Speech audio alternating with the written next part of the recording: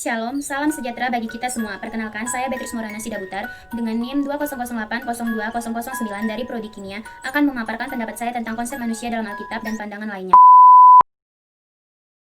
Yang pertama yaitu kisah penciptaan dalam Kejadian 1 sampai dengan 3 sebagai kesaksian iman. Kisah penciptaan atas alam semesta adalah kesaksian iman orang yang hidup pada masa penulisan bagian kitab suci itu.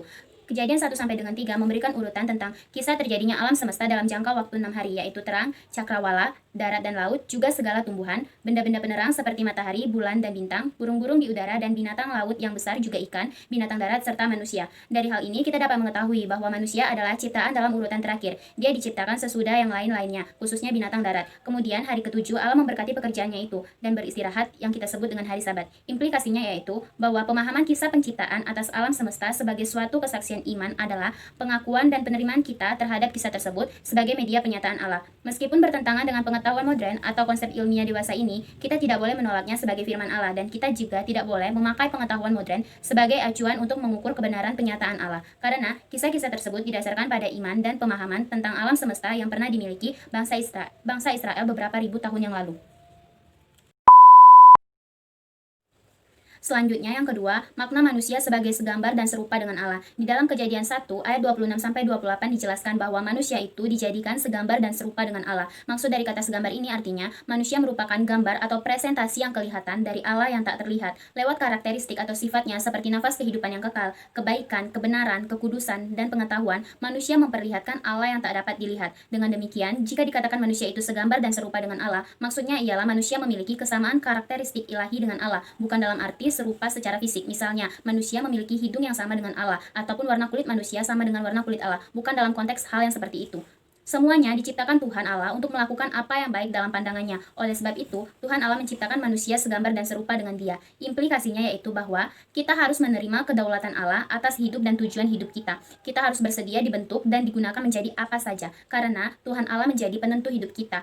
Implikasi lainnya yaitu manusia selalu mendambakan relasi yang baik dengan Allah. Hal ini mendorong kita untuk beribadah dan menantinya dalam kehidupan kita.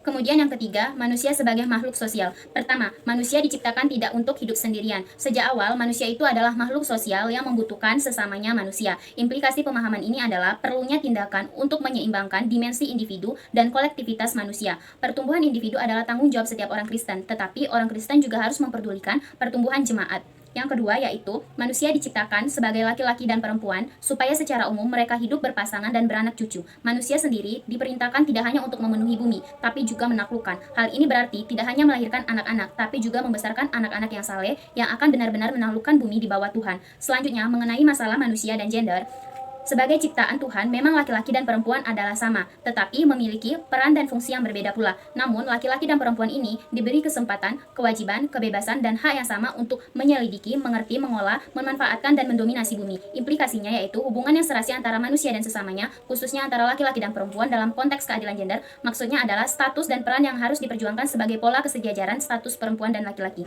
Bukan hanya dulu, tapi sampai sekarang, dan bukan hanya perempuan, tetapi semua orang beriman.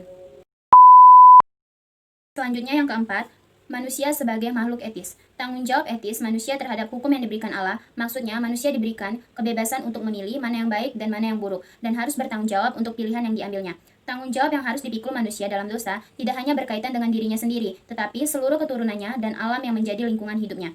Dosa itu diwariskan ke seluruh keturunan manusia. Selanjutnya, hubungan antara kejatuhan manusia ke dalam dosa dan akibatnya dengan kebobrokan moral pada masa ini adalah di mana dalam zamannya masing-masing saat manusia melakukan dosa, Allah masih memberikan kesempatan kepada manusia untuk diperbarui. Maka dari itu, kita harus menghayati kehidupan manusia yang bersifat paradoks. Maksudnya, di satu pihak, orang yang berdosa patut menerima hukuman maut akan dosa-dosanya. Namun, kembali benar oleh karena pembaruan Roh Kudus. Kita juga harus memiliki sikap rendah hati dan penuh pengucapan syukur atas kasih karunia Allah yang mengampuni kita, dan kita sampaikan lewat penyembahan dalam kehidupan sehari-hari sebagai contoh sikap kita yang sudah mengalami pembaharuan. Selanjutnya yang kelima, mengenai pandangan non-Alkitab tentang manusia. Beberapa pandangan lain di luar Alkitab tentang manusia diantaranya. Yang pertama, menurut agama Hindu. Manusia adalah atman yang mengalir dari Brahman yang satu-satunya kenyataan. Dalam agama ini tidak dikenal dengan jelas Allah sebagai pencipta dan posisi manusia sebagai makhluk ciptaan. Yang kedua, menurut aliran kepercayaan dan kebatinan mengatakan manusia terdiri dari badan kasar, halus, dan jiwa. Yang ketiga, menurut agama Islam, manusia sebagai ciptaan Allah tetapi berposisi sebagai hamba atau alat Allah, bukan anak ataupun sekutu Allah. Yang terakhir yaitu menurut pandangan komunisme yang menolak tegas bahwa manusia itu adalah makhluk ciptaan dan bahwa Allah adalah sang pencipta. Manusia dianggap hanya berurusan dengan dirinya sendiri, sehingga sewajarnya manusia hanya mementingkan kemajuan kehidupannya sendiri.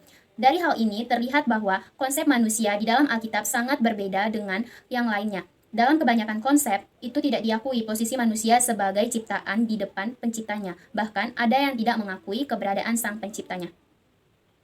Baiklah, sekian pemaparan dari saya tentang konsep manusia dalam Alkitab serta pandangan-pandangan lainnya. Kurang dan lebih saya mohon maaf. Terima kasih. Shalom.